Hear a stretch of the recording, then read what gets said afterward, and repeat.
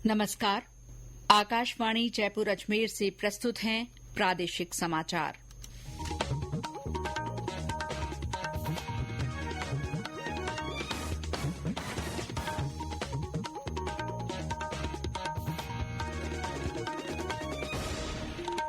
मुख्य समाचार। राज्यपालों का 2 दिन का सम्मेलन नई दिल्ली में शुरू। राष्ट्रपति द्रौपदी मुर्मू ने राज्यपालों से राज्यों के संवैधानिक प्रमुख के रूप में समन्वय बढ़ाने को कहा। प्रदेश में आज भी कई स्थानों पर मूसलाधार बारिश। टोंक, सवाईमाधोपुर, 12 जिलों में बारिश से कई मार्ग अवरुद्ध। आयुष्मान भारत प्रधानमंत्री जन आरोग्य योजना के तहत इस साल जून तक 34 करोड़ से ज्यादा आयुष्मान कार्ड जारी।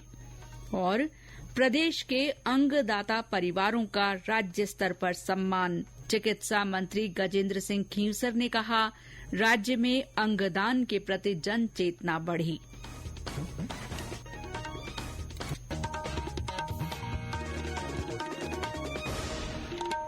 समाचारों के साथ मैं शीला चावला। और अब समाचार विस्तार से। राज्यपालों का 2 दिन का सम्मेलन आज नई दिल्ली में शुरू हुआ।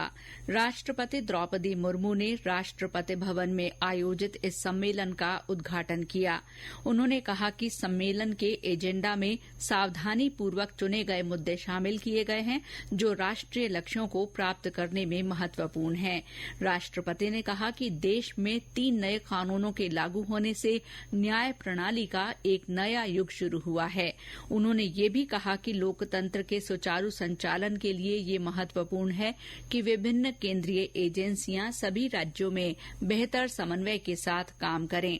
उन्होंने राज्यपालों को सलाह देते हुए कहा कि वे संबंधित राज्यों के संवैधानिक प्रमुख के रूप में इस समन्वय को बढ़ावा दे सकते हैं। श्रीमती मुर्मू ने कहा कि राष्ट्रीय शिक्षा नीति में शैक्षणिक संस्थानों की मान्यता और मूल्यांकन प्रणाली में सुधार पर जोर दिया गया है। उन्होंने राज्यपालों से विश्वविद्यालयों के कुलाधिपति के रूप में इस सुधार प्रक्रिया में योगदान देने का आग्रह किया। श्रीमती मुर्मू ने कहा कि जलवायु परिवर्तन और ग्लोबल वार्मिंग जैसी चुनौतियों से निपटने के लिए प्रयास किए जा रहे हैं। उन्होंने कहा कि राज्यपाल एक पेड़ मां के नाम अभियान को बड़े पैमाने पर जन आंदोलन बनाकर इसमें योगदान दे सकते हैं। उपराष्ट्रपति जगदीप धनखड़ ने सम्मेलन को संबोधित करते हुए राज्यपालों की शपथ का उल्लेख किया और उनसे लोगों को सामाजिक कल्याण योजनाओं और पिछले दशक के दौरान हुए अविश्वसनीय विकास के बारे में जागरूक करने की अपनी संवैधानिक जिम्मेदारी का निर्वहन करने का आग्रह किया। प्रधानमंत्री नरेंद्र मोदी ने अपने संबोधन में राज्यपालों से केंद्र और राज्य के बीच एक प्रभावी सेतु की भूमिका निभाने तथा योजनाओं से वंचित लोगों की सहायता के लिए जनता और सामाजिक संगठनों के साथ विचार विमर्श करने का आग्रह किया। सम्मेलन के एजेंडा में 3 नए आपराधिक कानूनों का क्रियान्वयन, उच्च शिक्षा में सुधार और विश्वविद्यालयों की मान्यता तथा फोकस क्षेत्रों का विकास शामिल है। प्रचार अभियानों में राज्यपालों की भूमिका और राज्यों में विभिन्न केंद्रीय एजेंसियों के बीच बेहतर तालमेल सहित कई अन्य महत्वपूर्ण विषयों पर भी विचार होगा। प्रदेश में 2 दिन पहले शुरू हुआ तेज बारिश का सिलसिला आज भी जारी रहा और कई स्थानों पर जमकर बरसात हुई है। शाहपुरा में आज भी अच्छी बारिश हुई। टोंक में जिला कलेक्टर डॉ सौम्या झा ने 2 दिन की बारिश से प्रभावित पीपलू क्षेत्र का दौरा किया। उन्होंने कल रात टूटे बोरखंडी कलां लघु बांध के मरम्मत कार्य का जायजा भी लिया। बांध टूटने पर उपखंड प्रशासन ने बचाव और राहत की त्वरित कार्रवाई की। तेज बारिश से कई गांवों का जिला मुख्यालय से संपर्क टूट गया है। 12 जिला कलेक्टर ने पार्वती नदी के बहाव क्षेत्र के गांव हनोतिया का मौका मुआयना किया। सवाईमाधोपुर जिले में नदी नालों में उफान आने से कई गांवों का जिला मुख्यालय से संपर्क कट गया है। गलवा नदी में जलस्तर बढ़ने से चौथ का बरवाड़ा सवाईमाधोपुर मार्ग अवरुद्ध हो गया है। हनुमानगढ़ में हुई मूसलाधार बरसात से कई मार्ग अवरुद्ध हो गए हैं। इसके बाद आज जिला कलेक्टर कानाराम ने शहर का दौरा कर बारिश से हुए नुकसान का जायजा लिया। और ब्यौरा हमारे संवाददाता से। जिले में बीते 2 दिनों से हो रही लगातार मूसलाधार बारिश के बाद जिला मुख्यालय सहित अनेक स्थानों पर कच्ची बस्तियों और निचले इलाकों में जल भराव की समस्या सामने आने लगी है। बरसात के कारण जिले में पीलीबंगा और संगरिया तहसील में 2 अलग अलग हादसों में 2 लोगों की मौत हो गई। बरसात के बाद जिला कलेक्टर कानाराम ने प्रशासनिक अधिकारियों के साथ जल भराव वाले इलाकों का दौरा किया तथा आवश्यक दिशा निर्देश दिए। जिले में अच्छी बरसात के चलते किसानों के चेहरों पर खुशी की लहर है। मैना देवी, आकाशवाणी समाचार, हनुमानगढ़।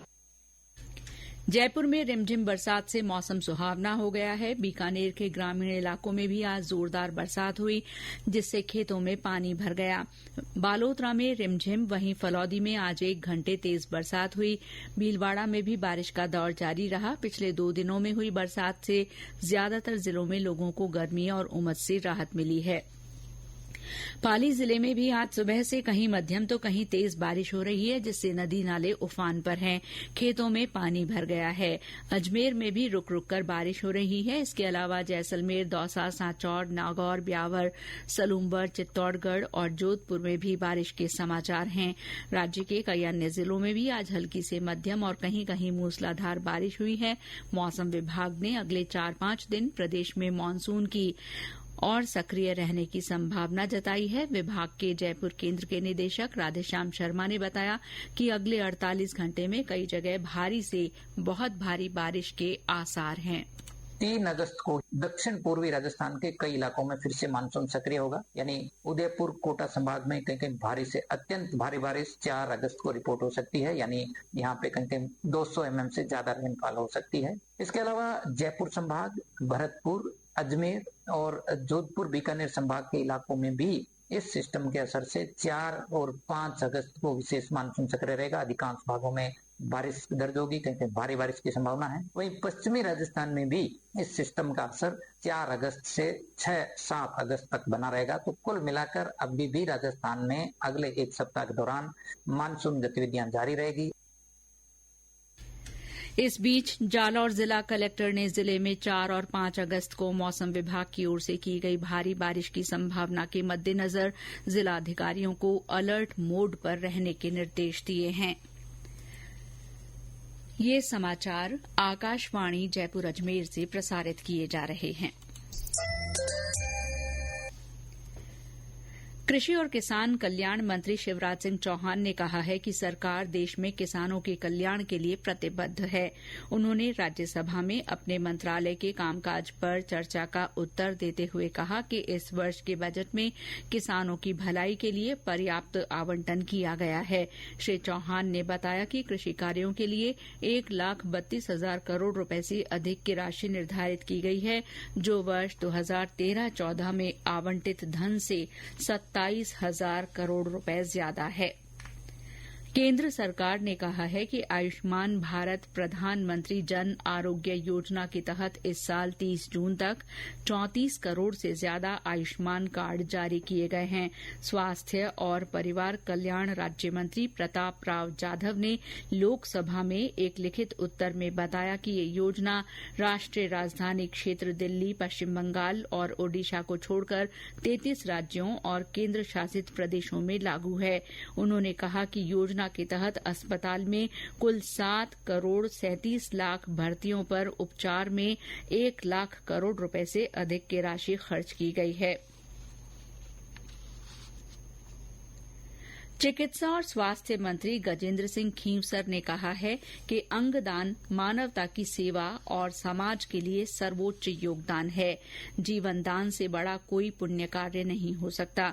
श्री खींवसर आज जयपुर में आयोजित अंगदान जागरूकता अभियान और सम्मान समारोह को संबोधित कर रहे थे। उन्होंने अंगदाताओं के परिवारों को सम्मानित करते हुए कहा कि ये परिवार अंगदान के क्षेत्र में रोल मॉडल हैं, जिन्होंने अपार दुख की घड़ी में अपने परिजन के अंगदान करने का साहसिक फैसला किया है। उन्होंने कहा कि प्रदेश में अंगदान को लेकर जो जन चेतना विकसित हुई है, उससे राजस्थान का गौरव बढ़ा है। अंगदान की ऑनलाइन शपथ में राजस्थान अव्वल है। चिकित्सा मंत्री ने कहा कि पिछले दिनों प्रदेश में अंग प्रत्यारोपण के लिए फर्जी एनओसी का मामला सामने आया तो अंगदान का कार्य प्रभावित हुआ, लेकिन राज्य सरकार ने इस मामले में सख्त एक्शन लिया और नई कमेटियों का गठन किया। कई बाधाओं के बावजूद प्रदेश में अंगदान और प्रत्यारोपण का अभियान फिर मजबूती से खड़ा हो रहा है। सरकार इस मुहिम को नई ऊंचाइयों पर ले जाने के लिए पुरजोर प्रयास सुनिश्चित करेगी। स्वास्थ्य विभाग की अतिरिक्त मुख्य सचिव शुभ्रा सिंह ने कहा कि राजस्थान में अंगदान का अभियान अब केवल सरकारी कार्यक्रम नहीं होकर जन अभियान बन चुका है। उन्होंने बताया कि पिछले 6 महीने में ही प्रदेश में 6 कैडेवर ट्रांसप्लांट हो चुके हैं, जबकि पिछले पूरे वर्ष में 5 ट्रांसप्लांट हुए थे। उन्होंने कहा कि प्रदेश को अंगदान में आगे ले जाने के लिए इससे जुड़े सभी अधिकारी, संस्थाएं और प्रदेश की जनता साधुवाद की पात्र हैं। जन सहभागिता से ही प्रदेश में इस कार्यक्रम को नए आयाम मिले हैं। केंद्रीय संचार ब्यूरो के क्षेत्रीय कार्यालय सवाईमाधोपुर की ओर से आज जड़ावता गांव में संपूर्णता अभियान और राष्ट्रीय अंतरिक्ष दिवस के सिलसिले में जन जागरूकता कार्यक्रम आयोजित किया गया। कार्यक्रम में प्रश्नोत्तरी प्रतियोगिता भी रखी गई, जिसके विजेताओं को पुरस्कार देकर सम्मानित किया गया। इस दौरान लोगों को स्वच्छता की शपथ भी दिलाई गई। भारतीय जनता पार्टी के नए प्रदेश अध्यक्ष मदन राठौड़ कल शपथ लेंगे। शपथ ग्रहण का कार्यक्रम भाजपा प्रदेश कार्यालय के बाहर आयोजित किया जाएगा। आज पार्टी के वरिष्ठ नेताओं ने इस समारोह की तैयारियों का जायजा लिया। और अब खबरें ओलंपिक खेलों की।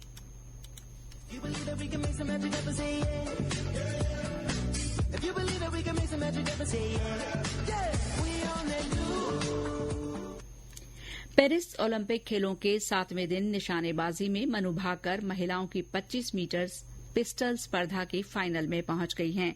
क्वालिफिकेशन राउंड में वे दूसरे स्थान पर रहीं। तीरंदाज अंकिता भगत और धीरज बोम्मादेवरा ने इंडोनेशिया को 5-1 से हराकर मिक्स टीम स्पर्धा के क्वार्टर फाइनल में जगह बना ली है। हॉकी में भारत ने ऑस्ट्रेलिया को 3-2 से हरा दिया है। भारत क्वार्टर फाइनल में पहले ही पहुंच चुका है। जूडो में 78 किलोग्राम से ज्यादा भार वर्ग में तुलिका मान राउंड ऑफ 32 में हारकर बाहर हो गई हैं। रोइंग में पुरुषों के सिंगल्स स्कल्स में बलराज पवार फाइनल डी में 5वें स्थान पर रहे और अपने अभियान का समापन 23वें स्थान पर रहकर किया।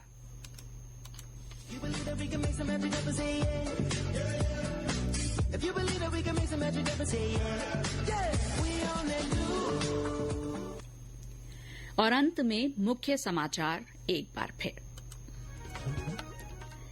राज्यपालों का 2 दिन का सम्मेलन नई दिल्ली में शुरू हुआ। राष्ट्रपति द्रौपदी मुर्मू ने राज्यपालों से राज्यों के संवैधानिक प्रमुख के रूप में समन्वय बढ़ाने को कहा है।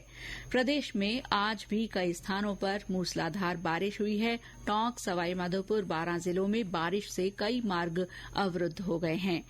आयुष्मान भारत प्रधानमंत्री जन आरोग्य योजना के तहत इस साल जून तक 34 करोड़ से ज्यादा आयुष्मान कार्ड जारी किए गए हैं।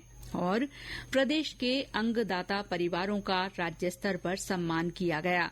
चिकित्सा मंत्री गजेंद्र सिंह खींवसर ने कहा कि राज्य में अंगदान के प्रति जन चेतना बढ़ी है। इसके साथ ही प्रादेशिक समाचार बुलेटिन समाप्त हुआ। नमस्कार।